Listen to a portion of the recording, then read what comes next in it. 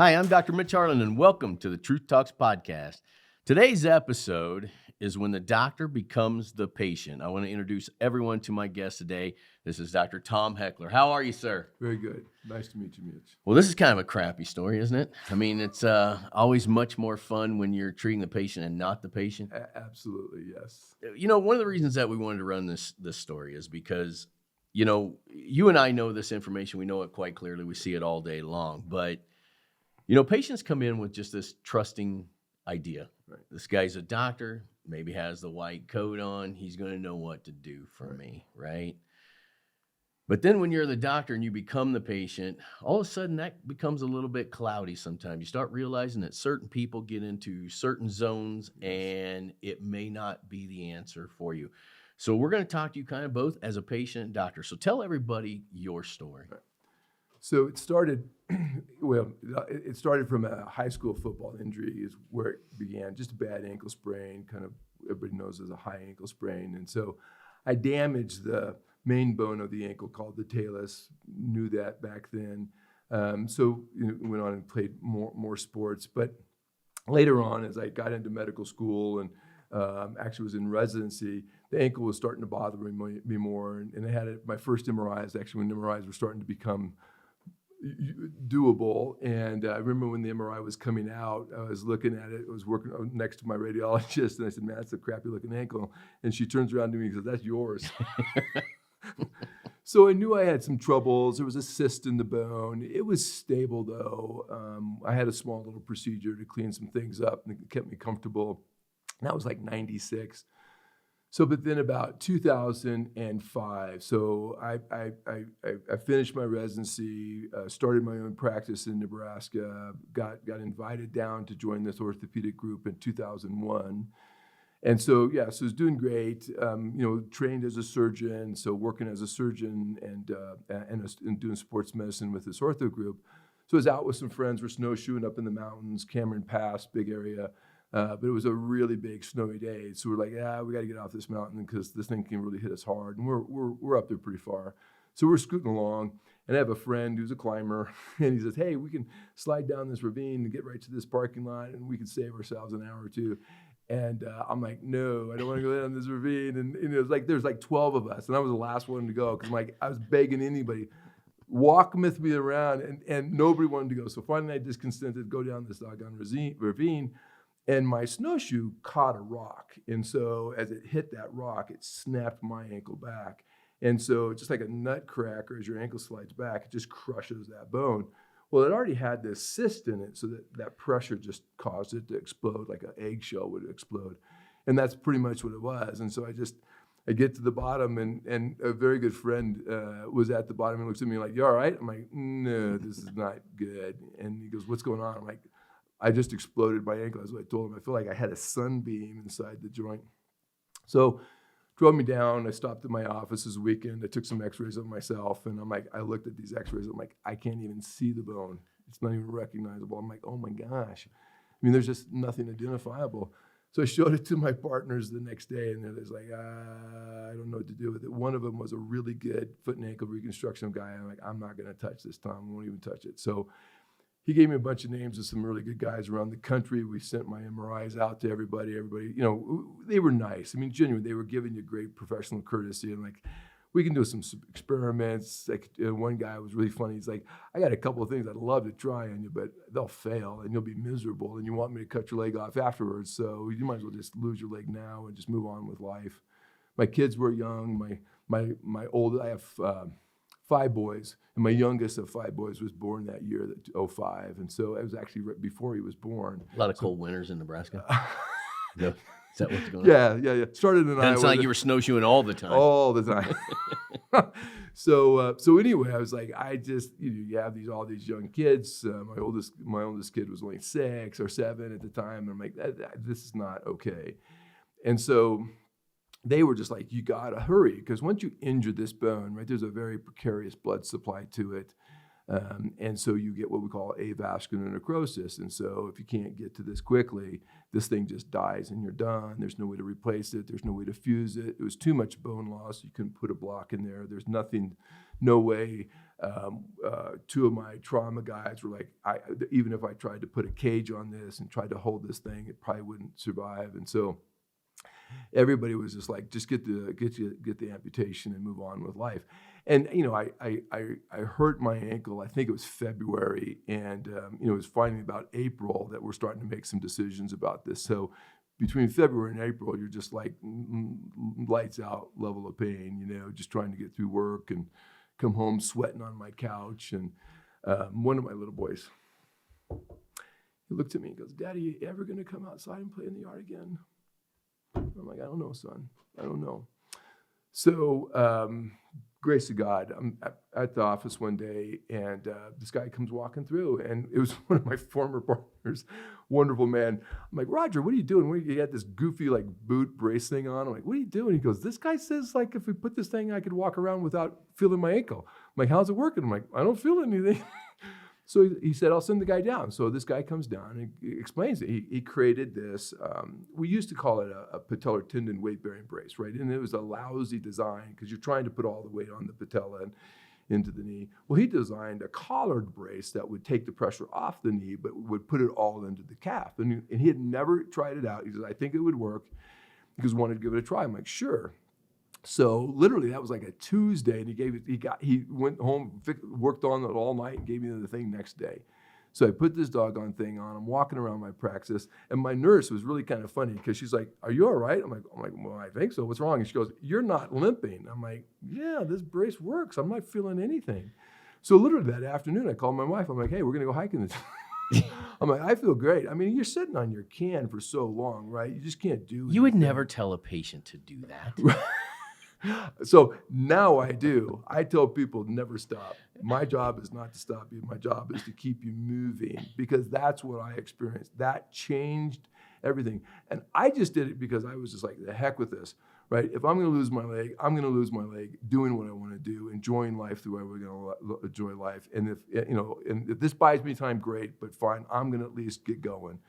And so I did. And I just went going and going and going. And you start to realize, hey, after time, it was probably about 8 weeks, maybe up to 3 months, you're like starting to go, this just doesn't hurt as bad. I could walk around the house a little bit without the brace on and not feel too much pain.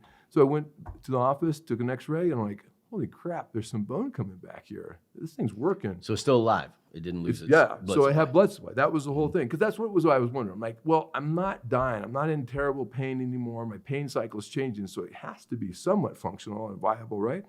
So that's why I wanted to do the x-ray. And sure enough, there's bone. You can just see this little shelf of bone between the talus and the calcaneus below, and it was intact. I'm like, all right, I'm just sticking. Yeah. So I wore that legitimately every day for a year. And then I thought, I'm just going to give it time. And then I thought, okay, a year, I'll do an MRI on this thing, see what happens. I do an MRI on it, and I couldn't believe it. I'm like, holy goodness, there's a good bone there. There's like this little, like almost like a crater, what it would look like after a volcano had just exploded, right? You can see the peak, but it has this crater in the middle. And I pointed to, so my orthopedic partner was a foot and ankle guy, was sitting right next to me, and I put the images up on his computer, and I said, look at the images. He goes, what do you want me to look at? I mean, he goes, other than the bone looking a little goofy. I said, look at the name. He goes, that's your ankle? I'm like, that's me. He goes, what happened? I said, I wore this stupid brace. He goes, oh, well, then it couldn't have been that bad. I'm like, you're going to cut my leg off. It had to be bad, right? So, and it was really somewhat surreal that he would just look at that and go, oh, okay, well, great. Couldn't be bad. So what are you trying to tell me? I'm like, you don't understand what just happened, right? This, as well as I do, this doesn't happen, right? This bone dies, these things fail, we're screwed. You move on to the decision you don't want to move on to. And so, for me, it was just like, okay, I get it. You're not willing to spend the time to think about it, but I want to know what the hell just happened. Something changed over a year. Something physiologically happened that said, this is going to heal, right? And so you start thinking, okay, what did I do? What was the big difference? And all it was the brace. I didn't take supplements. I wasn't doing super juice here or none of that. I'm just wearing this stupid thing and giving it time. And it just, the principle, the principle, well, Wolff's Law, right? The how you load the bone. You're like, There's the Goldilocks of load. You have to have the right load. Overload creates injury, underload creates weakness. That brace created that Goldilocks of load. I couldn't overload this bone and damage it more. I couldn't underload it and weaken it more. And it created just perfect environment where just continuation of healing could happen. And the guy that invented the brace, I showed him all this stuff. He goes, it did that? I'm like, I was just hoping to take some pressure off, right? He was kind of inventing it for wounds and stuff like that. I'm like, no, this is what it did. And so then it was like, okay, what else can you do to, like, all right, so the bone's better and my ankle's a scarred mess, right? I've had it in a brace. I'm not flexing it at all. I had them put hinges on this brace so I can start walking more, but it just stiff as all get out, just achy because there's no flexibility. So I'm like, all right, we got to start investigating new stuff. So I'm just reading, calling everybody I can call. A lot of the equipment I use is all out of Europe, right? So like a Shockwave was one of the first things I purchased. It was just new to the United States. So it's like number 3 or 4 in the country to ever buy one of these. So I'm calling Germany. It's out of Germany. And I got introduced to it by a vet. So it's in the vet world. Yeah. And the vet guy's like, hey, they got a human one. And so I was calling this German company like, hey, it's going to be available at the beginning of the year. So I bought this thing. So it breaks up scar tissue, helped me remodel the bone. I purchased a unique laser. It's a high-powered laser so I can start treating my tissue and just kept getting better.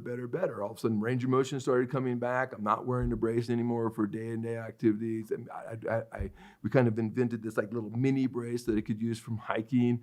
And then by year 2, I'm just like, I'm done. I really have pain. I really think about my ankle. I'm done. And so I wanted to start introducing these ideas to the orthopedic world, and they weren't interested. Yeah, isn't that crazy? Oh yeah. So so I always say, all right, their training is based off, hey, we have procedures to do, and how do we do them the best? And like we were talking earlier about. My rep Vaughn, introducing all of these really unique tools, different ways so a surgeon can do a better job. And that's what they spend their time on and perfecting those techniques. But they don't really spend a lot of time on how do wounds heal, how does tissue heal, those kinds of things. They're just expertise of putting things back together and making that fix. And then, they pass it off to therapists or the people to kind of accomplish that.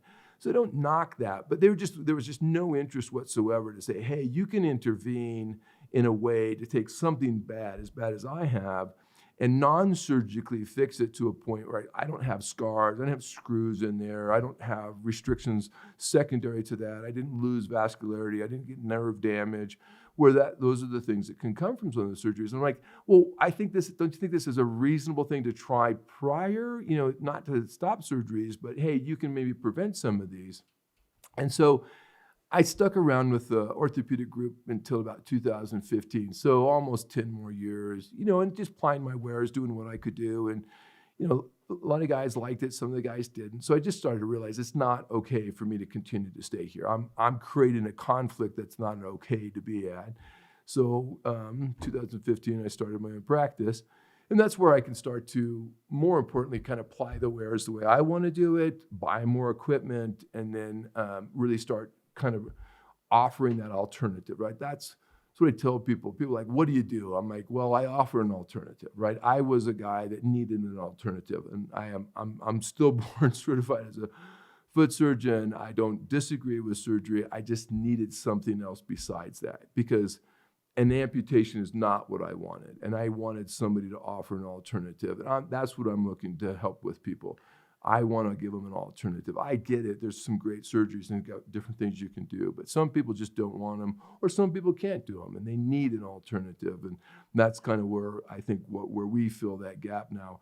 And that's the gist of my practice. And I love it immensely because not all surgeries are successful. I would never say I was 100% successful surgery.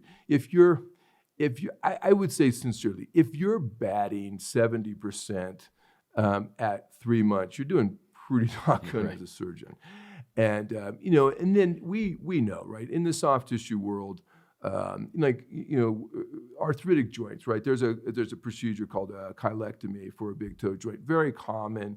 And we tell our patients, look, if 3-5 years, if you're getting 7 out of that thing after surgery, you're doing great, right? And that's fine in the surgical world, but so now I can tell people, no, I'm fixing it, and there's not a delay, because in the surgical world we can't fix a ligament, we can't really fix a tendon. We can make them scar, we can try to bring some structure back, but you really can't fix it. You can't realign it. You can't make it the structure it's supposed to be for the stability. And that's why those surgeries fail, right? Soft tissue fails by almost 100% in most surgeries.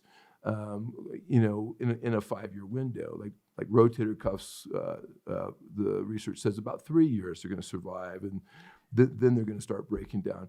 So it's not unknown, and people know that, but I'm like, to me, is that an acceptable outcome? And how about trying something else? I get it when you need it, but the answer is unacceptable. Well, I just what I think is,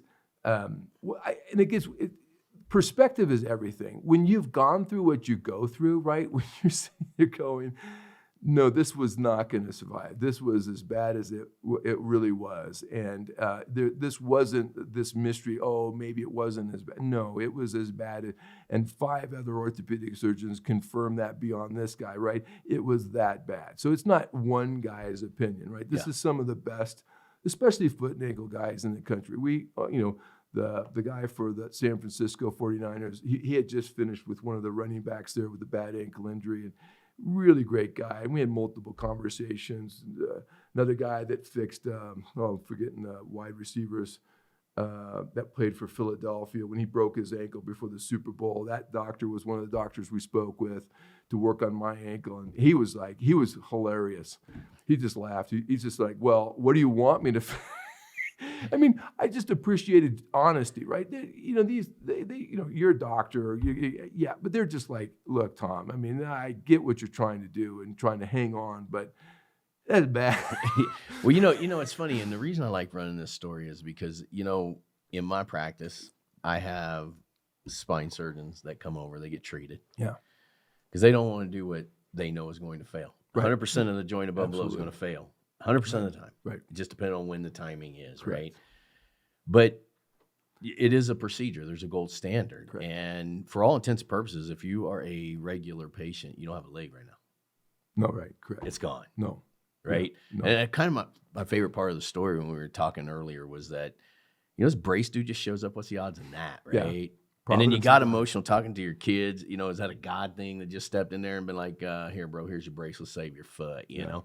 I mean, this is why I love these stories. Yeah. But I also think that we're not doing our job when we kind of tiptoe around the truth, right? The truth is all of this has to be explored before you get cut open, period. Correct. And I'm, my position, we talked a little bit about foot and ankle, and I tell every patient, I would rather you even do a spine surgery before you do a foot surgery. Yes. And that is the foundation of everything. And if that goes south, it's bad south. It's bad south, yes. But there's all kinds of different things. As a matter of fact, yesterday I had a lady in there, she's got plantar fasciitis, right? Mm-hmm. And it's getting pretty bad. She can hardly walk, screwing up her knee, hip, everything else.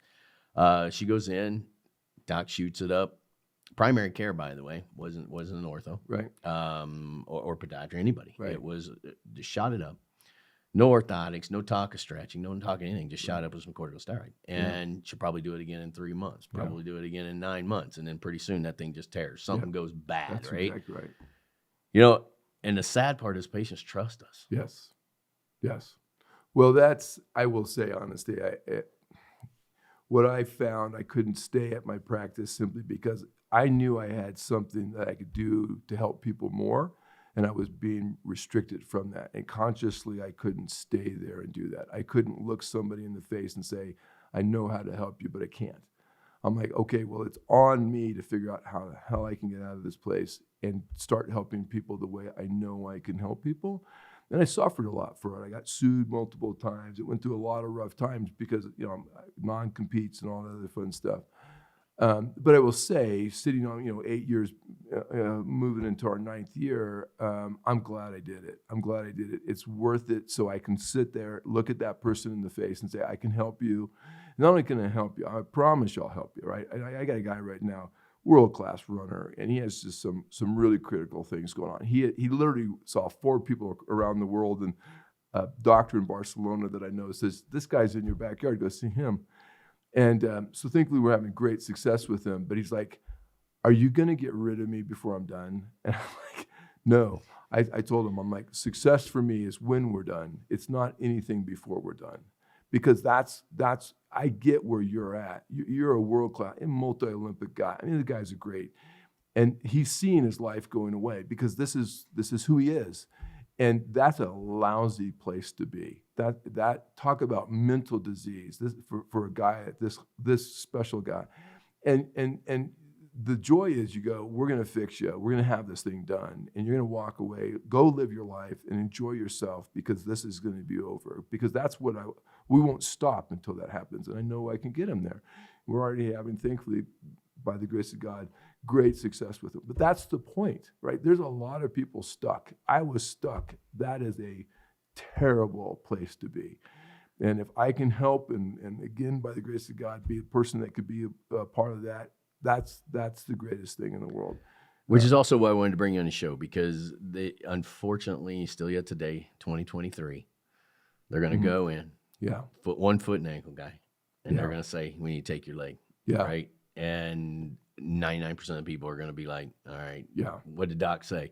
Got to take my leg, right? And then next thing you know, you're out there hobbling around your little spoon thing. And although I did see a guy run the Olympics with a thing, he did run pretty damn fast. Right. Well, blades are nice. You might have got faster. Right. What people don't know, you lose 20 years off your life the minute you take your leg off. That's well understood. So amputations have a purpose. Maybe you've had a severe crush injury, loss of vascularity, whatever, a severe infection, and you just got to lose it. But there is a downside to that, and there's a price to be paying for that. And that's a tough decision to make. And again, I was at that point, do I really need to make that decision, or can I find an alternative? And I was not willing to go through that OR door until I knew I had explored all of my alternatives, right? When I was at my last straw, fine. But, again, I think, like you said, providential, like, I think a lot of things providential in my life happened to put me here. And I truly believe God has put us here for a purpose, right? There's a job I want you to do, right? And he had to take me through some pretty shitty times. He had to break my pride, and he had to prove to me, right, that it's not about you, right? It's about what we can do with you, right? And what this injury that you have to go through so you know how to take care of people the right way. And I really do believe that, because you can't be there and not, the despair is so, it's crushing. It's crushing. And if you have children and loved ones that you can't spend that time with, it is overwhelmingly crushing. Yeah, I see it all the time. And, I do expert witness and trial as well, right? And when you're on a trial, when you're on a jury stand and you're describing the injuries, right? Nobody gives a shit about the injuries. Can you lift your grandkid? Yeah. Can you go to a ball game? Correct. Can you do all of these things? That's the stuff that carries a lot of weight. I got a guy right now who, bad back injury, was a work injury. Yeah. And he can't have sex. Yeah. And he's 40. And obviously, it got the nerve that it's causing him some impotency problems, guy will probably get $100,000, $200,000 out of the accident. The hell's that for? Yeah, quality of life, right? What did I get out of that, right? And I'm actually really concerned about him. Yeah. I think he is a guy that could potentially do self-harm, and that it's people don't get that. No, right? They don't get that. Yeah, and it kind of pisses you off. Like you're just like, come on, man, there's way more than this foot. Correct. And Stephen, the same thing, like chronic pain. Like Vaughn introduced me to this gentleman, the gentleman we were talking about earlier. He got into the drug rehab world because he had a bad surgery and he got hooked on opioids, and he knows what that's all about. And so now he's helping people with opioids and helping them get over them. He goes, the number one reason why everybody is hooked on opioids is because of surgery, right? The surgical pain. And that's exactly right. And so, we're trying to team up so we can start, because that's the problem. Those people still have the pain. Yeah. It could be 2, 3, 7 years later. They still have the pain, right? They don't get to run away from that pain. Some guy walks away and goes, there, I did my job, but I still have the pain. Here's my favorite sentence. What's good on x-ray? Yeah. Surgery looks good. Yeah, exactly. Okay. Yeah. Thanks for that. Yeah. However, Right. And that's what I tell people. Look, I don't judge where you're at. You judge where you're at. You tell me. I always ask them, what percentage you're at? I mean, if you're 0, tell me 0. But if you're 90, tell me 90, right? That's what I want to know. Because that's the only way we can judge whether or not we're doing the job right. And then more importantly, I'm not looking for you, I'm just getting along in the day and I can walk 5 steps without pain. No. Are you living life again? Are you going to hike your mountains? Are you climbing wherever you want to go? Are you doing life again? Because you're not there, I haven't succeeded. That's not my job to just get you limping a little bit. But my job is to get you done, to get you the heck out of here and go live a life. Because that's where I'm at. I don't think about my injury. And if that's what I require, that's my staff gets mad at me. What are you doing? Because they're not done. Until they're there, I don't care, right? I don't care, right? Because that's quality of life. My dad's 99, just turned 99. He still walks, doesn't use a cane, and he tells me, Thomas, the mere fact that I can move, do all the things, I can still drive. He picks up his 88-year-old buddies, takes them to breakfast. He still rides his bike, right? Because he has quality of life. Yeah. And he says, it doesn't matter how much money I have in the bank. What matters is I can do all of this stuff and I don't even have to think about it. Right. And if you can help people get to that point where they're 90 and they still have quality of life because that foot injury or whatever the problem is done, magic. Yeah. It's It's good as it amazing. gets. Well, Tom, I appreciate you coming on our show. This is, when the doctor becomes the patient, and I love it. And we've run other docs on this show, and I do think that listeners enjoy hearing because it becomes more truthful when there's no financial gain, Right. when it's actually happened to you, Right. which is typically when people become the best doctors. Yes. I remember an instructor told me one time, he says, and you're going to become the best doctors when you no longer have to worry about the lights coming on or you suffered the same injury they have. He says, then you'll be really good at Correct. it, right? So I'm glad you came on the show. I do want to tell everybody it's Heckler Sports and Hecker. Yep. Sports and Regenerative Medicine. Correct. It's even on the thing. Did you bring us one of those, by the way? You didn't bring us one. So I I don't know. didn't even think about it. I'll get you one. You got to get us one. But what we really want to do is we want to be serious here. I mean, for all intents and purposes, you would have lost your leg. Yeah. And you have a way to heal these things up. You are a doctor. You're not, out of Nebraska. I do question. Well, I'm a Colorado native, but Okay, I was all right. Because I was like, a Nebraska doc for a while. I was like, all patients talk a little slower when you're in his office, but all right, since you're here, we're good to go. I'm from Missouri. It's the old Missouri. You betcha. the old Show Missouri me slang, state right right? there, yeah. Show me state. But this is real important for me because you and I know, but the patients don't, that there usually is other solutions. Yes. There's other things that can be done. And by all means, exhaust them before you cross that door. Correct. Yeah. Correct. Tom, again, thank you so much for coming on here. It's a pleasure doing your show, man. Well, it's sincerely thanks for inviting me. It's great to have this conversation and literally hopefully give people hope. Sincerely. Thank you so much. Yep.